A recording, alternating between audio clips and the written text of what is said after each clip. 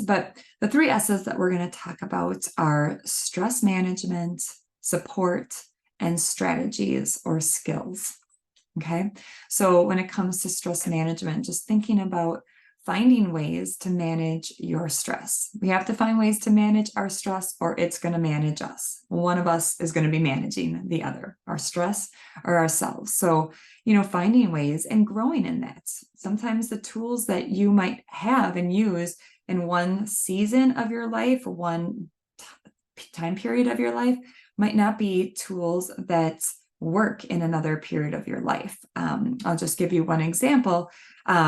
I was not a runner in my earlier years of parenting. I actually hated running. I thought it was kind of a crazy sport. Like, why would people do that, especially in the winter, and how miserable. I like to dance, and I taught Zumba, and I worked at the Y, and it was so fun. I just really, really loved it. But during the period of time when I was homeschooling my oldest for sixth grade, we had also brought home our fourth child who came into our family through adoption during that period of time. And so like the spring right before that homeschool year.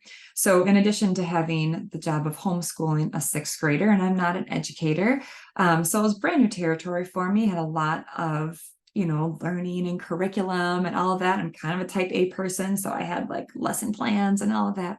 Was also helping our youngest, who is 2, learn English, adjust to a new home, adjust to a new country, adjust to having pets that he was terrified of, all the things that went from his life changing from being in an orphanage with 20 other kids in a room to being in a family. There was a lot of adjustments.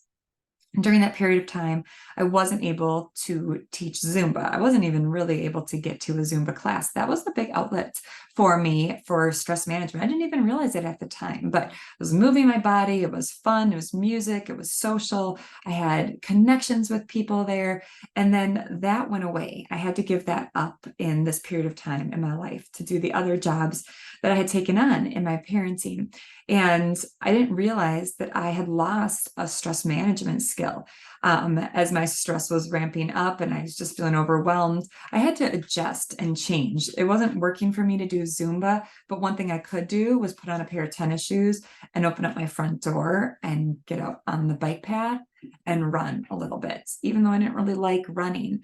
I started to change my stress management skills, ended up becoming a huge fan of absolutely love running, and have run 2 running marathons myself. But it's just an example of that time period. One of my stress management skills had to be adapted. I needed some other form of it. So just think about your own life and what's worked for you in the past. Are those still options for you? Do we need to think about new options?